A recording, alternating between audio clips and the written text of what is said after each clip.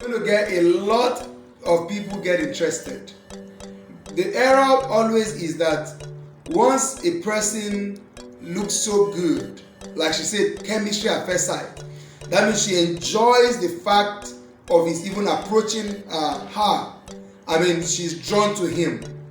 But life is beyond chemistry and physics. Life goes into decision. And decision is about consideration. So here's the deal. What are the considerations you should put on the table immediately? Let's assume he's 30 and you're 20. That's 10 years. Apparently he's ready to be married. In fact, the guy could even be 35. That happens. That means he's ready with his life. Ask yourself, this person is perhaps an undergraduate or even still trying to get into, higher education. That means she still got some plans and dreams. And here's the thing, your dream is valid.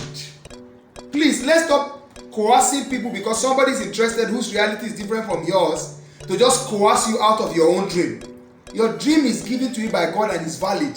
You want to do school before you are married? Man, is valid. You want to get XYZ before you marry? It's valid. Except God himself begins to redirect you. So this person is young.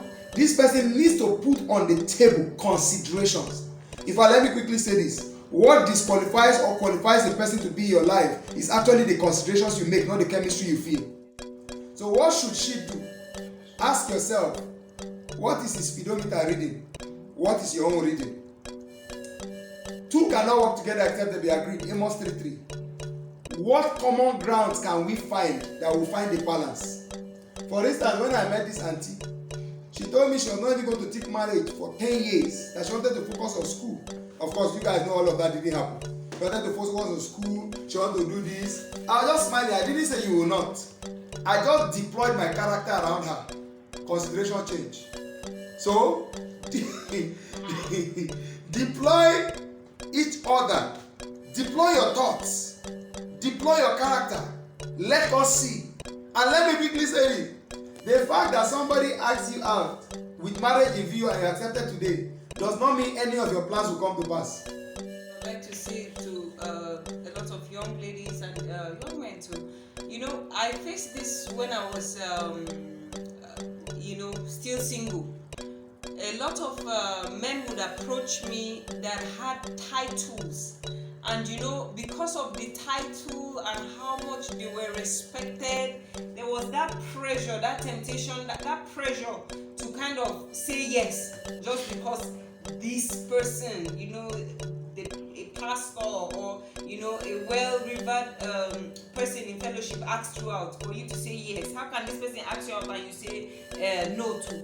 See, accept somebody into your life based on the value of who they are, not on the title they carry, so that you are getting married to them as in their capacity as an individual, as a person.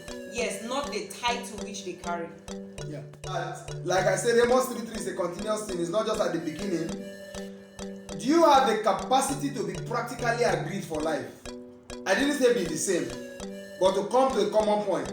And I tell people to consider some very factual situations, very factual. The honest truth is, if you want to follow life expectancy, some people are going to be widowed for long. Honest truth.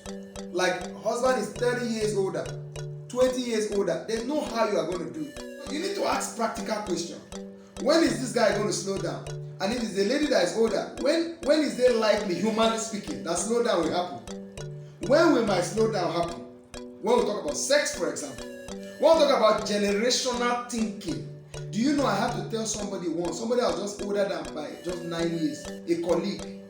Hey, we had a discussion. I'm like, Jesus Christ, you make me feel old. Like, you make me feel aged.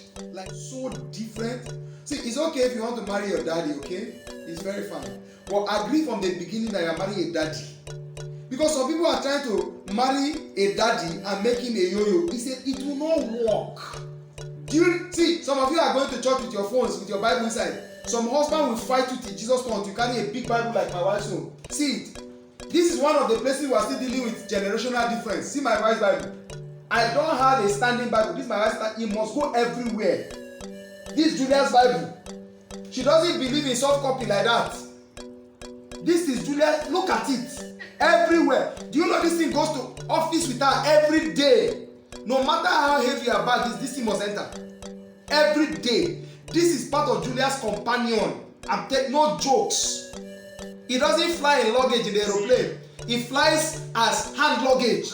It must go as hand luggage. This Bible. Look at it. How? Man of God, I'm in this town to teach. Julia is the supporting teacher. God is my witness. I don't have one paper Bible here. In fact, my iPad, I had an issue that I tried to get ready before I traveled. It's not ready. So the Bible I'm here with is my phone. My handset. Julia does not even understand I'm doing that till today. So these are differences. So what difference are you ready to live with? Sit down and ask practical questions. When you sit in community of their friends, what would they call you? Our daughter or our wife. So